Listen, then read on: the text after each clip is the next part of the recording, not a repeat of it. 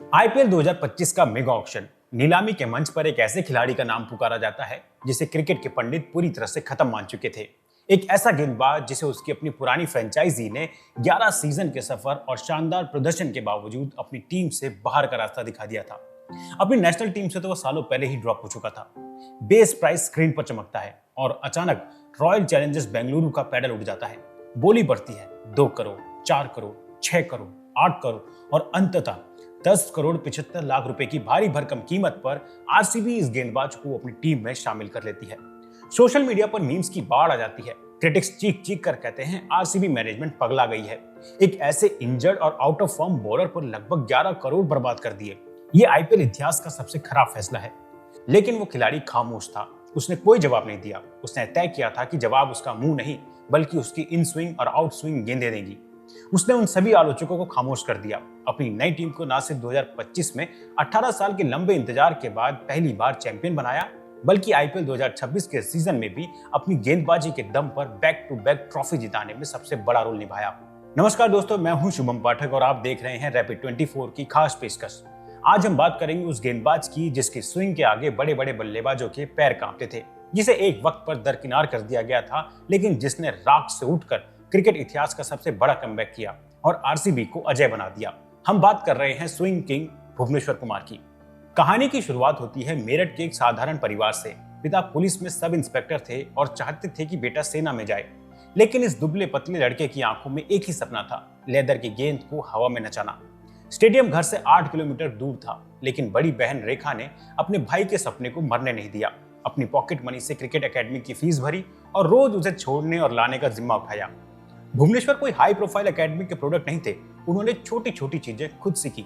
हाथ कान के पास से निकले तो इन स्विंग और दूर से निकले तो आउट स्विंग। इनकी स्विंग का असली खौफ दुनिया ने पहली बार 2008 और 9 के रणजी फाइनल में देखा। सामने थे God of cricket Sachin Ramesh Tendulkar. तब तक सचिन को डोमेस्टिक क्रिकेट में कोई शून्य पर आउट नहीं कर सका था, लेकिन 19 साल के भुवनेश्वर ने अपनी धारदार स्विंग से सचिन को 15 गेंदों के भीतर डग पर पवेलियन भेज दिया। दिसंबर 2012 में जब इंटरनेशनल डेब्यू का मौका मिला तो वनडे डेब्यू की पहली गेंद पर मोहम्मद हफीज बोल्ड, टी20 डेब्यू में Nasir Jamshed bowled, test debut में डेविड वार्नर का स्टंप उखाड़ दिया। क्रिकेट के तीनों फॉर्मेट में अपना पहला विकेट बोल्ड मारकर लेने वाला ये दुनिया का इकलौता गेंदबाज बन गया। 2014 के आईपीएल ऑक्शन में सनराइजर हैदराबाद ने भुवी को 4 करोड़ 25 लाख में खरीदा। यहां से शुरू हुआ भुवनेश्वर कुमार का वो पीक एरा जिसके आसपास दुनिया का कोई बॉलर नहीं था। 2016 आईपीएल 23 विकेट चटकाए और पर्पल कैप अपने नाम की। 2016 के फाइनल में जब आरसीबी 209 रनों का पीछा कर रही थी, तब भुवी ने अपने 4 ओवर्स में मात्र 25 रन देकर आरसीबी के जबड़े से वो मैच और ट्रॉफी छीन ली थी। 2017 आईपीएल इतिहास में पहली बार किसी भारतीय गेंदबाज ने लगातार दूसरी बार पर्पल कैप जीती। 26 विकेट्स, उनकी यॉर्कर और नकल बॉल का पढ़ना नामुमकिन हो चुका था। लेकिन क्रिकेट में जब आप बहुत लंबे समय तक एक ही काम करते हैं तो बल्लेबाज आपको डिकोड करने लगते हैं। टीम इंडिया को अब एक्सप्रेस पेस चाहिए थी। रेस में बने रहने के लिए भुवनेश्वर ने भी अपनी स्पीड बढ़ानी चाहिए, लेकिन जो शरीर 130 की स्विंग का आदी था उसने 140 की स्पीड पर जवाब दे दिया। इंजरी का एक ऐसा सिलसिला शुरू हुआ जिसने उनका ग्राफ नीचे गिरा दिया। 2022 का टी20 वर्ल्ड कप सेमीफाइनल हार पूरी टीम की थी, लेकिन ट्रोल्स ने सिर्फ एक ओवर के आधार पर भुवनेश्वर को विलन बना दिया। उन्हें टीम इंडिया से बाहर का रास्ता दिखा दिया गया।